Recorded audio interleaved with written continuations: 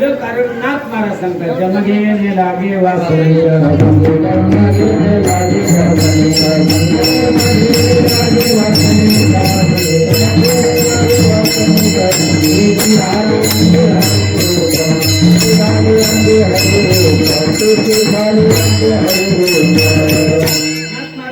जन्माला कारण वासना आहे।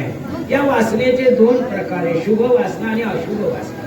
शुभ वासना जर असेल तर देवापर्यंत जातात आणि अशुभ वासना जर तुमच्या जवळ असेल तर त्या वासनेनं जे फळ मिळतं त्यात भागवतकार सांगतात बाबा ते असं फळ आहे, जन्म घेणे लागे मग कोणती वासना? अशुभ वासना। आणि त्या अशुभ वासनेनं कोणता जन्म मिळतो? जड भरतराजा हरणा गर्भा गेला आणि घरातून घातला वर्षण आपल्याला इतर पशु पक्ष्याचा जन्म मिळतो, म्हणून माणसाचा जन्म मिळत असेल तर शुभ वासना असावी।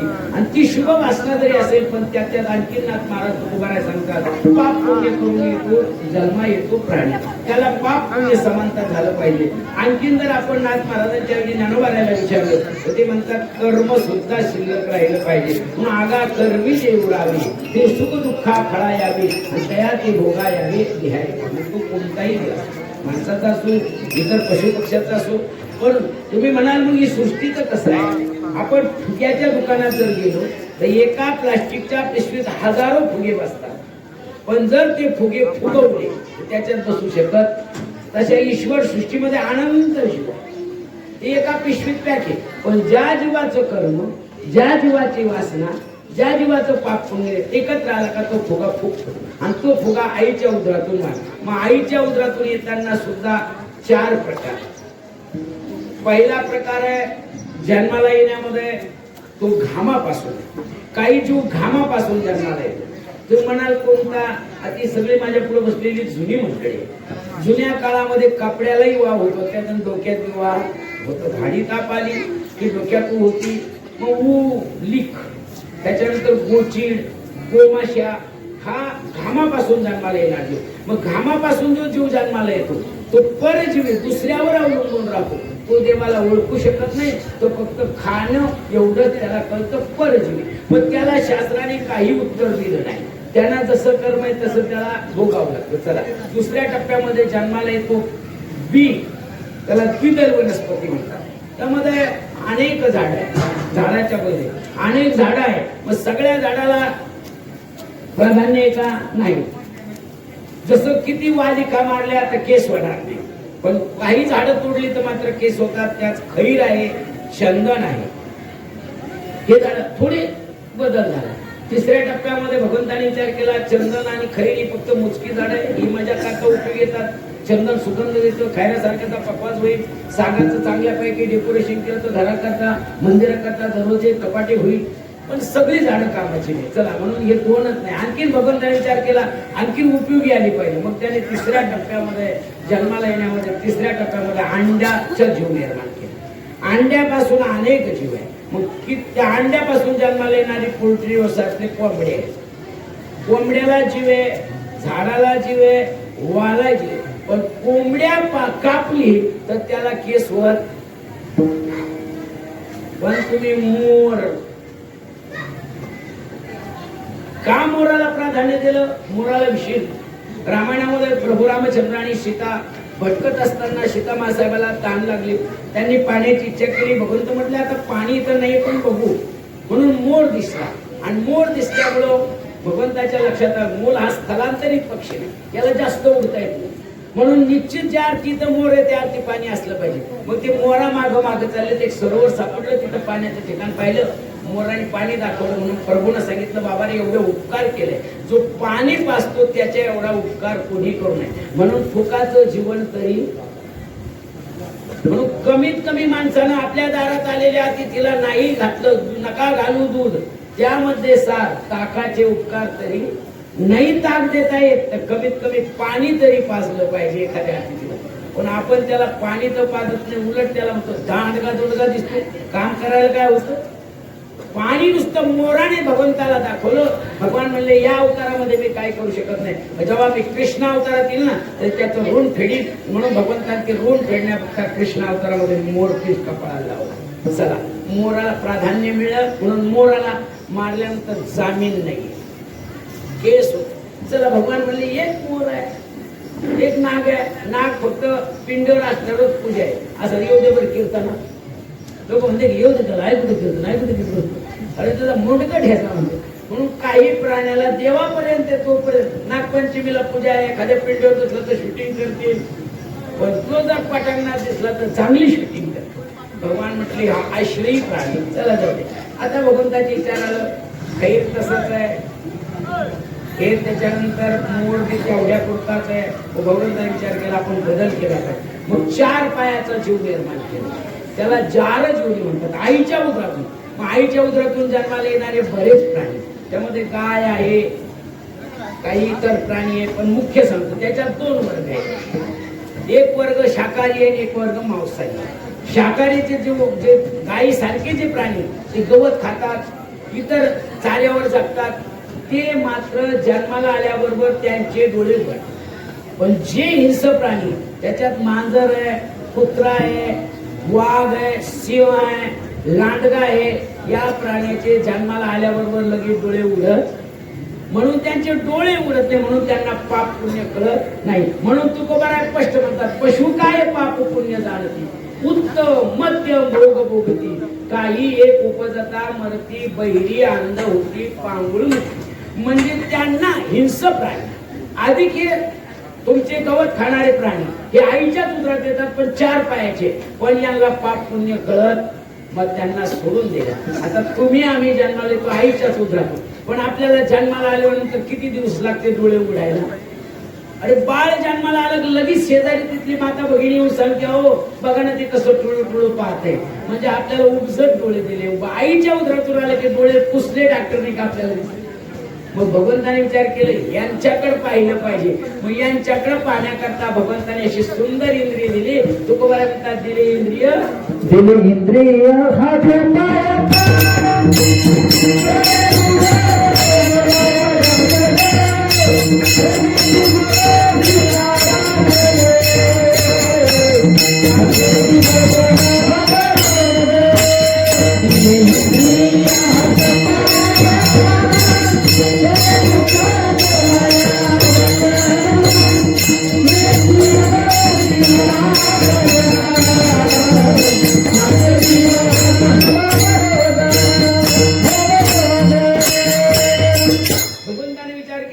ताबडतोब डोळे दिले आणि डोळे दिल्याबरोबर पाप पुण्य करण्याची बुद्धी सुद्धा दिली नुसती बुद्धी आणि डोळे दिले नाही तर किती चांगले इंद्रिय दिले आपल्याला किती चांगले दिले एकच इंद्रिय तुम्ही असा हात पुढे करा या 5 बोटाला या 4 बोटाला 3 मिजगाऱ्या बसवल्या आणि अंगठ्याला 2 मिजगाऱ्या बसवल्या या मिजगाऱ्या नसत्या का असा घास उचलता आला नसता आणि तोंडापर्यंत घालता आला इथे एक मिजगरी दिली इथं फिरायचा साधा दिला किती भगवंताचे इथं पूर्ण फिरतोय किती कमाल केली पण ह्यो घास उचलून तोंडात घालायचा जर समजाने भगवंताने मिजगाऱ्या दिल्या नसत्या घास असं थापलं असतं असं चाटलं असतं पोट भरलं असतं का पण देव म्हणला मी यांना चांगली शेर दिली पण दिले कशा करता दिवे दिला देव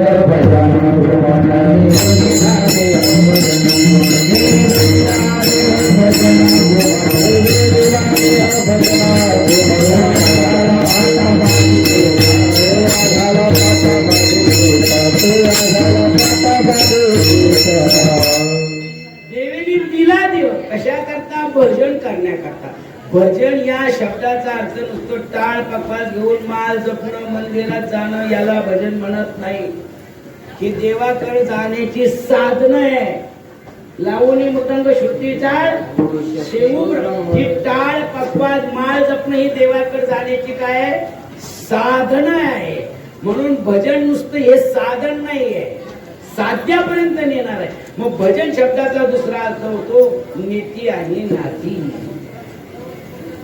माणसाला देवाने नीतीही दिली आणि नातीचाही विचार करण्याचा आला पण आम्ही नीती नाती पाळत नाही म्हणून संतांना म्हणावं लागलं आता उघडी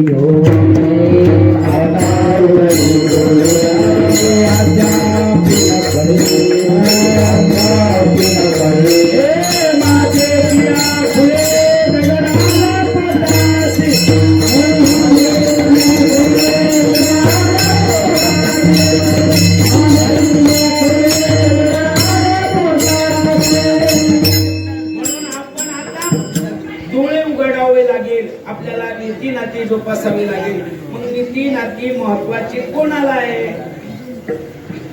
मानवाला आहे. मग कोणत्या माणसाला नीती नाती महत्वाची आहे?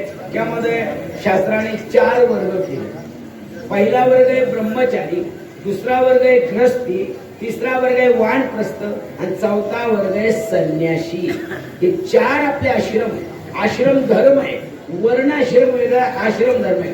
वर्णाश्रम कलियुगामध्ये पाळत नाही आणि पाळल्या जाऊ शकत नाही, म्हणून तो वैयक्तिक ज्याचा त्याचा धर्म आहे. त्याविषयी आपल्याला चिंतन करायचं नाही आणि बोलायचं नाही. आपला मुद्दा इथपर्यंत आहे की आश्रम धर्म. मग ब्रह्मचारी जीवन आपल्याला देवानी 100 वर्षाचा विषय दिलं. कलियुगामध्ये माणसं 100 वर्ष जगत नाही. त्याला कारण आहार चांगला राहिला नाही. का नाही? जुनी मंडळी शेतात जर गेली तर टोपलंवर शाकी सापडत होते. ओरिजिनल. आता कुठलाही आंबा कार्पेटर शिवाय आपल्याला मिळत नाही. सफरचंद लाल होतं त्याला सुद्धा कार्पेटरच लाल केलं जातं. आपण कुठलेही केमिकल पदार्थ जास्त होतं. आता सध्या सुद्धा दुधाच्या बाबतीत किती गाजतंय प्रकरण, आपल्याला तो विषय. म्हणून आहार चांगला नाही म्हणून आयुष्यभर शरीर साथ देत नाही. पण त्या काळात आहार चांगला होता. ज्या काळात आहार चांगला होता त्या काळातले वर्ण नाही तसं. शतगणले ते अर्धरात्री खाल मध्ये बालत्व पिळा रोगशे जे 50 काय उरले ते पाहिजे. 100 वर्षाचा वर्ष. 100 वर्षामध्ये 4 टप्पे आपल्याला 4 पायऱ्या चढायच्या. पहिली पायरी चढत असताना आपल्याला ब्रह्मचारी जीवनातून जगावं लागेल. त्याला 25 वर्ष जाईल आणि 25 वर्षामध्ये आपल्याला एवढ्या बुद्धीचा विकास करायचा, एवढा बुद्धीचा फायदा घ्यायचा. एक तर हरिभक्त व्हायचं, नसता देशभक्त.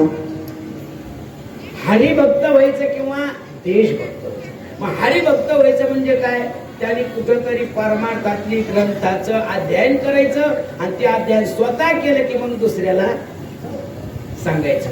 आणि जर देशभक्त व्हायचं असेल त्याने शरीराची कमाई करायची, शरीर चांगलं मजबूत बनायचं, बुद्धीचा विकास करायचा. एक क्लास 1 अधिकारी व्हायचं, नसता मिलिटरी सारख्या आर्मी सारख्या क्षेत्रात मिळायचं आणि देशासाठी प्राणपणाला लावायचं. म्हणून पण आपण या 2 गोष्टी 25 वर्षापर्यंत करायच्या. पण आपण कुठंतरी त्यांना आर्मी करण्याकरता एखाद्या शाळेत टाकलं किंवा आमच्या वारकरी संप्रदायातल्या ज्या संस्था आहेत त्याच्यात जर टाकलं तर आपण काय करतो? त्याला कर्तव्यापासून बाजूला करू. आपण टाकलं एवढं कर्तव्य. आता त्याचं कर्तव्य काय? नीती आणि नाती. त्याने नात्याचा विचार करायचा नाही, त्याने फक्त नीती. आता तुला कशाकरता नेऊन घातलंय? अभ्यास करण्याकरता. मग आपण त्याच्याकडे भेटायला गेल्यानंतर त्याचा अभ्यास विचारायचा का त्याला म्हणायचं ते आईले आठवण येतो तुमच्या बिल भेटायला?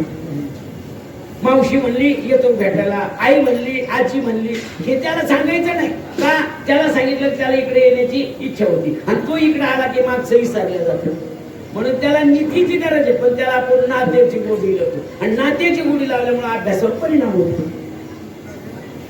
मग पोरग काय करतो? म्हणजे फुगे घ्या फुगी. धडी हरिभक्तही नाही झालं, धड देशभक्तही नाही झालं, ना घरचा आणि दारचा.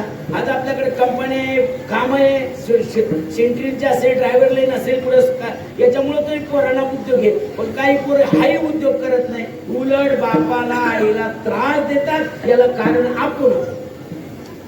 आपण त्याला ब्रह्मचारी जीवनामध्ये त्याला कुठेतरी टाकलं पाहिजे आणि त्याने असा अभ्यास केला पाहिजे. का चेष्टा बको ध्यान स्वान निद्रा तथैवच अल्पहारो ग्रहत्यागो विद्यार्थी पंचलक्षण. त्याच्या जीवनामध्ये कावळ्यासारखं लक्ष ठेवलं पाहिजे.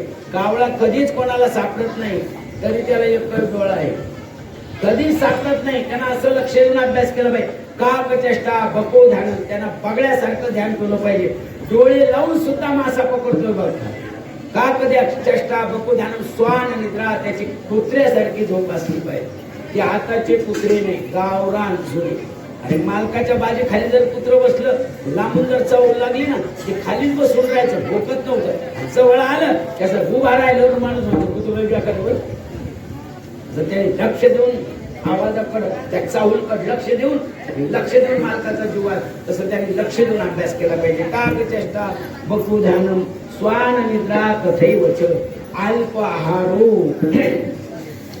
ज्याला अभ्यास करायचा त्यांनी कमी खाल्लं पाहिजे.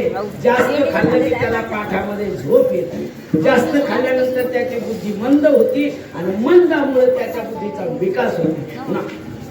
काक चेष्टा बको ध्यानम स्वान निद्रा तथैव च अल्पहारो त्याग.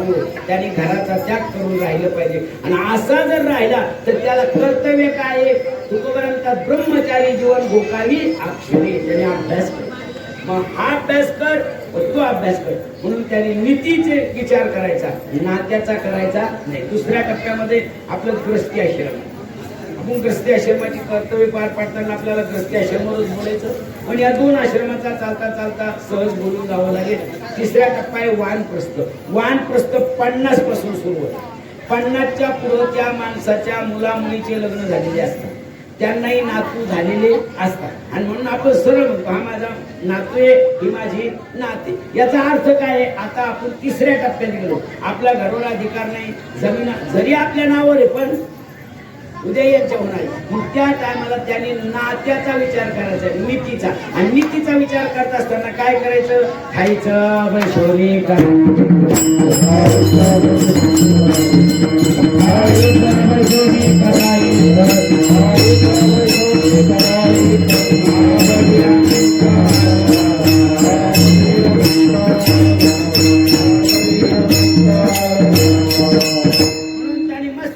आपल्या घरात राहून मंदिरात नाही जाता आलं तर घरामध्ये मस्त प्रभू चिंतन करावं. जर तीर्थयात्रेला जाता येत असेल तर तीर्थयात्रा करावी. कारण का? कारण त्याचा आता उर्वरित आयुष्य ईश्वर चरणी लावायचं. म्हणून आपण काय करतो? इथं सुद्धा आपण नीती नातीचा विचार करतो. इथं आपण नीती पाहत नाही, नात्याचाच विचार करतो. आपण नसताना 50 वर्ष तरी 60 वर्षाचं कार्ड काढतो, याची फुकट येतो. आता पैसा कमायचा नाही, आता नैती कमवायची. लोक म्हणले पाहिजे काय नीतिवान वागलं, पण आपण तेव्हा वागायला तयार नाही. उलट आपण आपल्या भावकी पोहायला सांगतो, अरे आपलं इथून होतं, आपल्याला इथूनच घेतलं पाहिजे. कसे देत नाही मी सांगतो, केस करा. अरे कधी उलट एकामेकाने कसं एकत्र राहून गोडी वाढेल. विभक्त कुटुंब होत नाही असं कोण विभक्त झालं पाहिजे, मी हे मान्य करतो. कारण प्रत्येकाला आपला व्यवहार, पण ज्या व्यवहार करताना आपल्यापासून आपले भाऊ बाजूला जातील, आपले नातवंड बाजूला जातील, हा विचार करत नाही. समान साधे विचार सरळीमध्ये विचार करायचा. आणि म्हणून वान प्रस्ताव आहे. आणि संन्याशाला दोन्ही नाही. नाथ महाराज सांगतात जाणीव शहाणी ओझे सांडोनिया दुनी. आपण वस्तीकर वर्त तसे संसार, त्याला काही घेत माता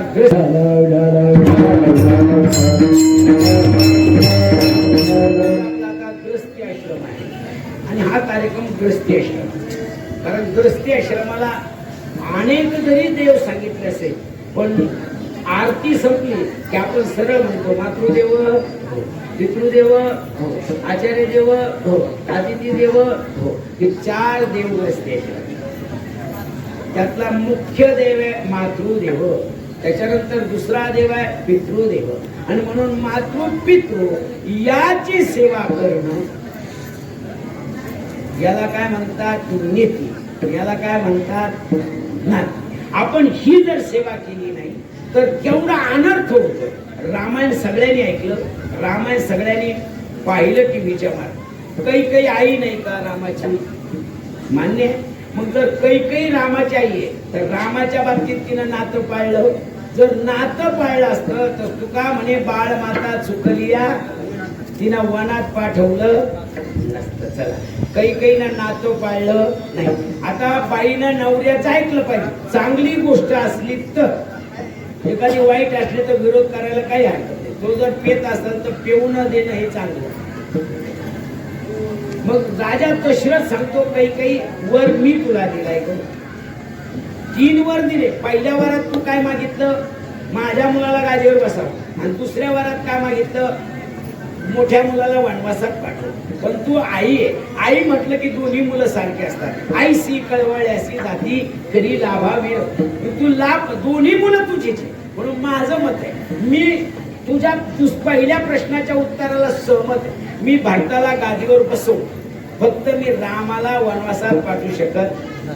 मी बाप आणि तू माझ्या अर्धांगी आहे. म्हणून तू माझं एवढंच आहे की रामाला वनवासात पाठवू, आपण भारताला गादीवर बसवायला तयार आहोत. आणि माझा राम सुद्धा ऐकणार आहे. तो असा नाही तो म्हणून मीच बसतो असा नाही. तो उलट म्हणून काका चांगलंय, बाबा चांगलंय, मी भारताची सेवा केली. जसं भीष्माचार्यांनी सेवा केली वाईट माणसाच्या संगतीत राहून सुद्धा देश टिकवला. तसं मी माझ्या राम ऐकेन. माता ही गोष्ट चांगली सांगत नव्हते का आई ना त्याला, पण दशरथाचं कैकईनं ऐकलं नाही. पतीच्या मता अनुसरून तिनं नातही पाळलं नाही पतीचं, आणि पती सांगतो ती नीती पाळली नाही. तर तुम्ही सांगा, तुम्ही माझ्यापेक्षा तांड्या तुझ्यावर जास्त येतात. मी सुद्धा वाड्या वस्तीवर 35 वर्ष या माध्यमातून हिंडतोय. मला सांगा, कैकई पुढे एखाद्या बाईचं नाव आहे का? कौसल्या, सुमित्रा, सीता, मंडोदरी, हे सगळ्यांची नावं सापडते, पण कैकई कोण्याच बाईचं नाव नाही. का नाही? ज्या बाईकडे नीती नाही, ज्या बाईकडे नातही नाही टिकले, तिचं नाव जगात राहत नाही. कैकई गेली पण खैखई आली. कैकई नाव सापडणार नाही, खैखई सापडेल. म्हणून माणसाला जर नावाने जगायचं असेल तर जन्माचं सार्थक ठेवा. तुका म्हणे का उत्तमाचे उरे घेतले, उत्तमाचे उरे घेतले.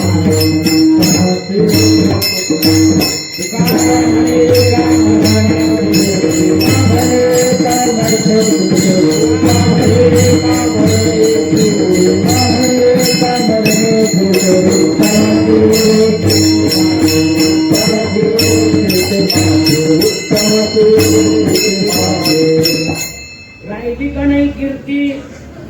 कैकईची राहिली. जर तिनं पतीचंही ऐकलं असतं, खरं आहे आई आहे मी, मला दोन्ही मुलं, उलट तिनं म्हणायला पाहिजे होतं काही नाही, तुमची इच्छा आहे ना भरताला काय देऊ, फक्त तुम्ही रामाला समजून सांगा. तर रामाने ऐकलं, आणि राम नावाची माणसं आज बी ऐकतात. पण रामाला रावणच भेटू राहिले म्हणून वाद होत चाललेले आहे. नंतर राम नावाच्या कुंडलीने मी चांगल्या पाहिल्या आहे. राम नावाची माणसं सहन करण्याची शक्ती जास्त आहे, पण रावणासारखी भेटते म्हणून त्यांना काहीतरी इलाज नाहीये. चला, माझा मुद्दा नाही. चला, कैकईनं ऐकलं नाही, नीती नाही आणि नाती नाही. आता पुरुषाच्या बाबतीत सांगतो. जसं रावण नावाचा राजा होऊन गेला रामायणामध्ये, रावणाला काय कमी होतं? 80,000 बायका होत्या, तरी त्यांनी नीती पाळली नाही. बरं, नाही पाळली. वेश कोणाचा घेतला? साधूचा. साधूचा वेश घेतल्यानंतर त्यांनी नीती पाळली पाहिजे. खोटा साधू जरी असत तर त्यांनी नीती पाळली पाहिजे. पण त्याने साधूचा वेश घेतला, साधूचा वेश घेणाऱ्याला दुपारी भूक लागली त्यांनी भीक मागितली पाहिजे. मग तो भीक मागायला गेला रावण. स्वतःच्या 80,000 बायका आहे, तरी साधूचा वेश घेतला सीतेसाठी. पण घेई नका, पण नीती पाळायला पाहिजे. मग त्याची नीती कोणती होती? साधू दरुजात आला की त्यांनी तुमच्या बारीक सारीक गोष्टीकडे लक्ष द्यायचं. त्यांनी फक्त एवढंच म्हणायचं, ओ भिक्षां देही. आळंदीमध्ये आमची मधुकरी मागणारी साधक कधी कोणाच्या घरात घुसणार नाही. दरुजा पुढे म्हणते मधुकरी आलं, त्यांनी त्याच्याकडे. मग रावणाने काय करायला पाहिजे होतं? फक्त ओम भिक्षांती. पण तो लक्ष्मण रेषेजवळ आला, असा पाय घालून पाहिला, त्याच्या लक्षात आलं मी पलीकडे गेल्यावर मारणार आहे, मला तर सीता न्यायची. मग त्यांनी काय केलं? त्या ऋषीपाशी एक शब्द वाढवला, ओम भिक्षांदेही मा, हे आई मला वाढ. आता बघा, रावणाने नीती पाळली आणि आता आई म्हटला, पण आई सारखा वागणार नाही. सीता बघा, सीता त्या रेषेजवळ आली, भिक्षा घेऊन आली, जे फळं फुळं काय होती वनातली ती घेऊन आली. पण आई म्हणल्याबरोबर तिला लक्ष्मण रेषा ओलांडली, आणि लक्ष्मण रेषा ओलांडली, त्याने तिला घेऊन गेला. आई सारखी नेली की बाई पळून नेल्यासारखी नेली, बाई पळून. मग चला, आता सीतेचं नाव राहिलं का गेलं? पण रावणाचं नाव कुठं तरी आहे का? त्याच्याकडे नीती नाही आणि नाती नाही, म्हणून रावण नाही. कोणात बैलाचे नाव माणसं रावण ठेवायला म्हणजे विचार करतात. मग रावण का राहिला नाही? त्याच्याकडे नीती नाही. आणि म्हणून जीवनामध्ये माणसाने एकच करावं, मरायचं असेल ना तर नीती नाती पाहिजे. आणि तेव्हा तुकोबा म्हणतात, तुका म्हणे का, आणि तेव्हा जर तो त्याने असं जर वागलं तर त्याचं जन्माचं सार्थक होतं. अभंगाचं पहिलं चरण.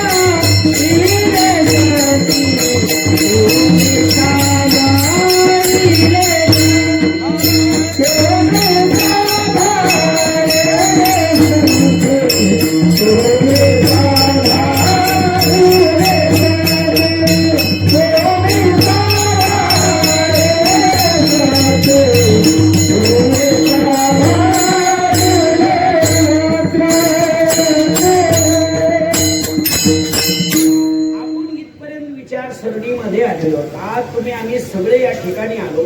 आमच्या या टाळकरी यांचं सोडून घ्या. आम्ही जरी तुमच्या नात्यात नसेल पण नीती आहे ना, माणूस म्हणून त्याच्या कर्तव्याला आलं पाहिजे. आता तुम्ही जे आले काही नात्याने आले, काही नीती आहे. चांगला माणूस आहे आपण गेलो म्हणून नीती नाती ही फक्त ग्रस्ती आश्रमाला. पशुच्या याला असे काही लोक जमणार नाही, पशुचं काही करणार नाही. पण नीती नाती ही माणसासाठी आहे. आता तुम्हाला काय सांगावं, हे जे आमचे कठूर सिंग दलसिंग चव्हाण साहेब आहे, हे गोकुळ जळगावला जेव्हापासून असतात. महाराज आज एवढं मोठं आमचं गाव आहे, 2 गावं एकत्र, पण आजपर्यंत प्रत्येकाच्या कुटुंबाशी प्रेमानं आपुलकीनं वागतात. एवढ्यावर नाही. ज्यावेळेस गोकुळ जळगावचा तुकोबाराय विजेचा सप्ताह मोठा होतो त्या टायमाला स्वतःहून सांगतात आपल्यालाही वर्गणी द्यायची. त्यांच्या सोयीच्छेनं ते वर्गणी सुद्धा देतात. ही काय, मी त्या गावचा एक नागरिक नाहीये, पण मी त्या गावचा एक वतनदार नाहीये, पण मी त्या गावचा एक जमिनीस्थ करणार. नीतीही पाळवतात आणि नाती. मला जेव्हा यांनी फोन केला, महाराज आपल्याला कार्यक्रम करतात, मी म्हटलो 100% नसता याच तिकडे सांगतो. माझं फक्त दुसरंच कीर्तन यांच्या समाजात, कारण मी आता अनुभव घेतला. आज तरी तुमचे लोक शांत आहेत. काही त्यांना कीर्तनच माहित नाही हो. आम्ही टाळ वाजायला देऊ भरून अशा असत. त्याच्यापेक्षा आपलं घरगुती कीर्तन नाही छान. मी प्रवचनच म्हणलो होतो, मला माहिती वाजलं का काही अंगात येत. अरे आपण कुठं चालले आणि किती आपल्या आज सगळ्यात जास्त क्लास 1 अधिकारी असेल तर ती बंजारा समाजाची.